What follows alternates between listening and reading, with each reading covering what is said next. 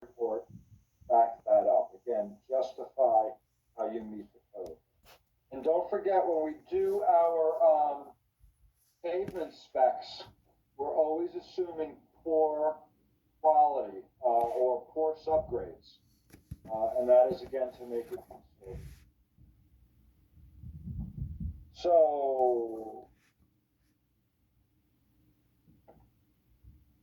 group 4 got the 2 points. And I'm going to look at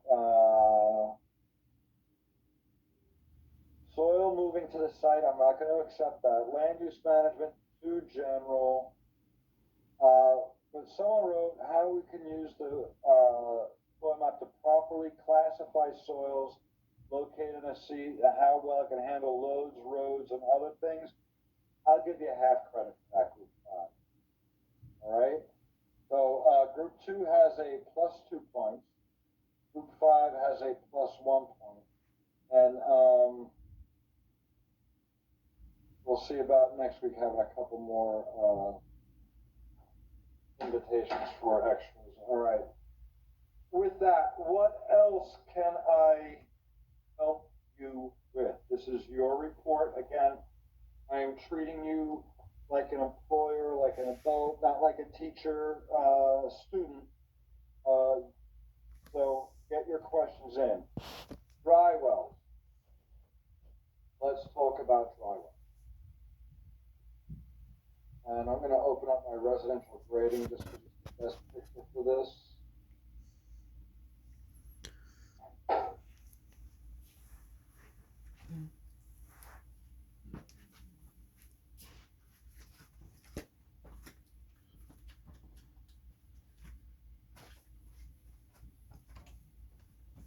So, in a very general sense,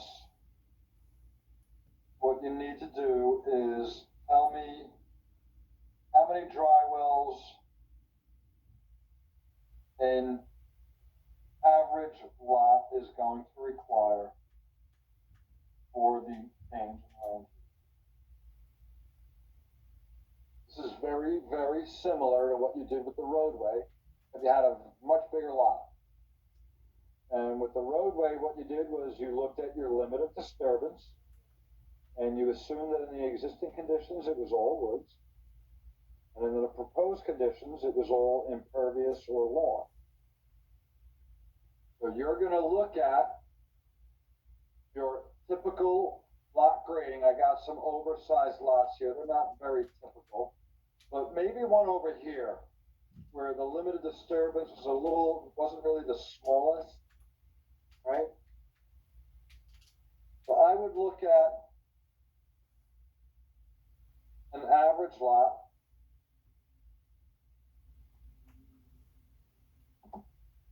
And here's my limit of disturbance approximately. I'd get a drainage area for that. I would compute my impervious area for the building and for the driveway. Again, only the area within the drainage area.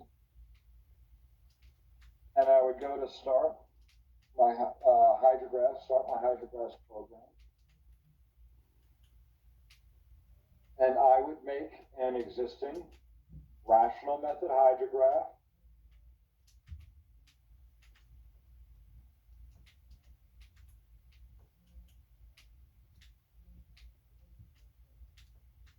And I would put in that area, which we know is going to be, about an acre, a little less, maybe 0.75, I don't know. We would have our runoff coefficients for the woods. We would have a time of concentration. More than likely, it should be computed, but more than likely will be less than that 10. We again give a 2 receding limb factor, and there's our existing conditions.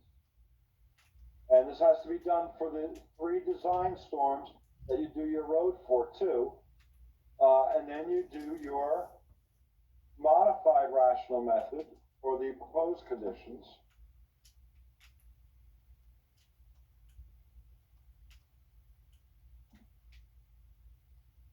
what I use, 0.75 acres.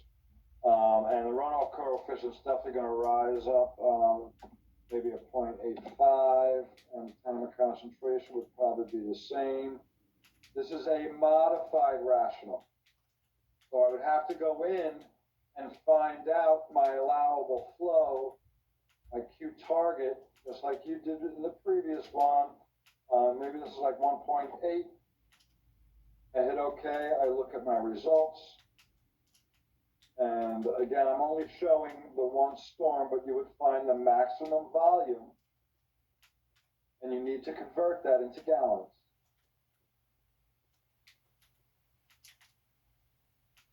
Here's the secret. When you technically build a dry well, which is, let me see if I can find a detail.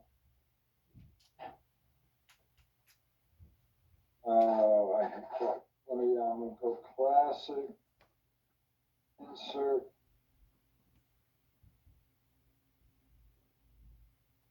browse. Let's see if we have a detail somewhere. No. And I'm not connected to my network.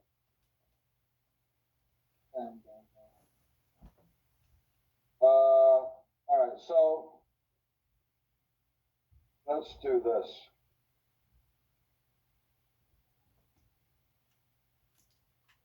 You're not familiar with what a dry well is.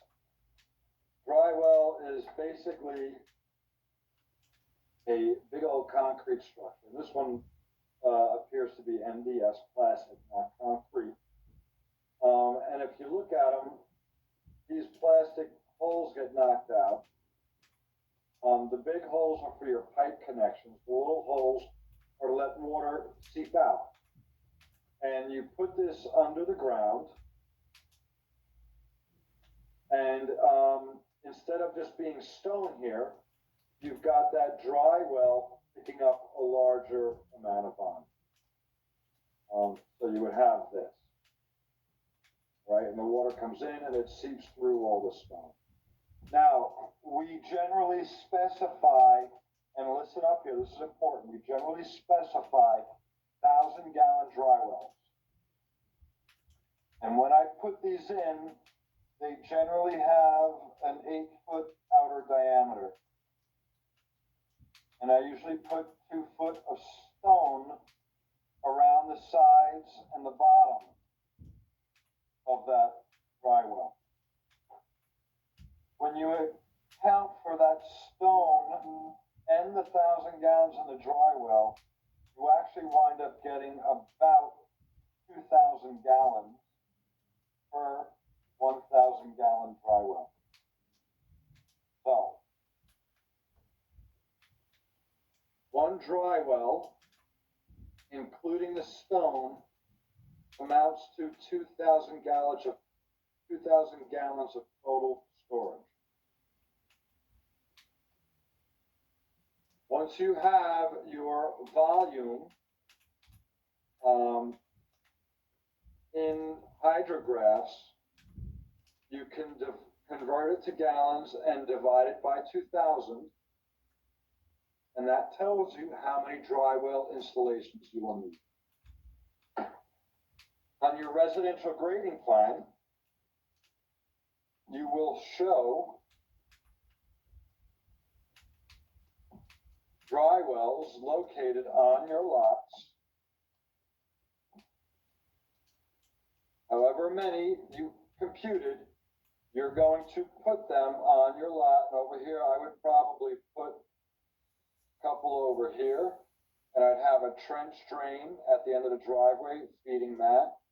I might put one over here, catching the parking area, maybe one out back, one out back. Sometimes if you need a lot, you double up on them. And if you need a lot, sometimes even what you want. You generally want to keep these probably at least 20 feet from the house. But with that on my drainage plan, I would also have a call out leader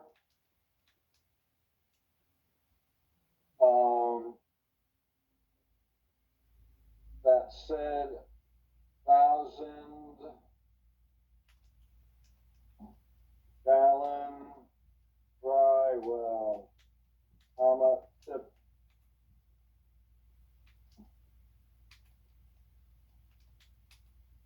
Okay.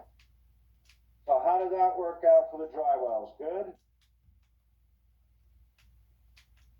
Stacy?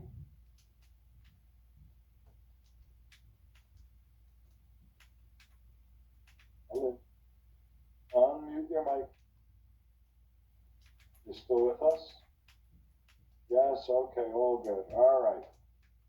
So, questions? This is your chance. I'm trying to help you get caught up, and you have more chances for me to help you. Any more questions? Any more comments?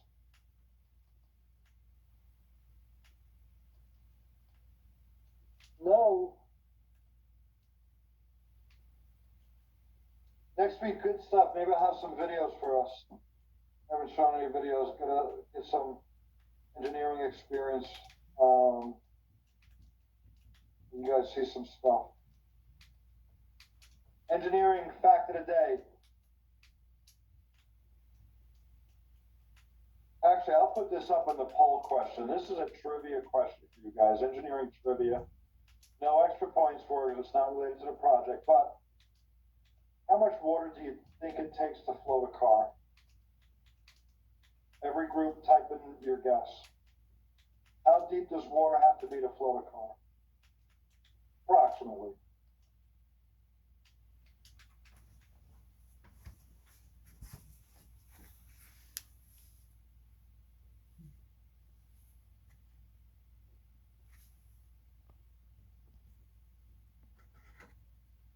Are you guys all discussing this like Family Feud?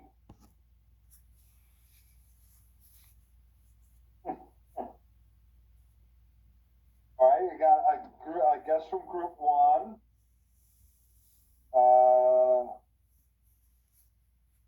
Daniel, we're looking for a depth of water. All right, I'll go with, I got half the height. That's okay, Casey, good. Group one, good. Camille, your group number.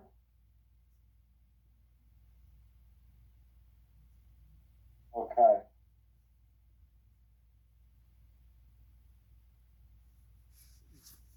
All right, so I actually have two pretty good answers. Correct answer is 1.5 to 2 feet. So, you as an engineer could have a little more fear of pulling up to a flooded roadway now that you know that it takes only 1.5 to 2 feet of water to float an average car. Some of the videos you see online is actually this happened in New Jersey where an area flooded around a used car lot, and about 20 cars floated into basically a bridge and a culvert right down the river, and they were sitting in the riverbank. Nothing anyone can do. But use caution when driving through floods. Spring is coming up, storms will be coming up. And water is a powerful force. Maybe that's the video I'll show you next week. Any other questions? I'll let you guys get going a little early. But again, you have my email. I'll also let you know again that if you need a remote desktop connection, I can connect to you to help you if you have terrible technical issues with this that you need fixed to get done. But that would generally not be a 9 to 5 thing. That would be like an evening or a weekend thing if you need it. So make sure you give me some time to schedule. And I do it really probably just quite simply with either WebEx or something like that. Probably WebEx, not Zoom. But if you need help that way, let me know. No other questions? Going once? Going twice?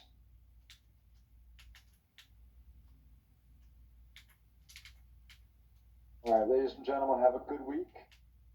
Be safe, be healthy, wash your hands,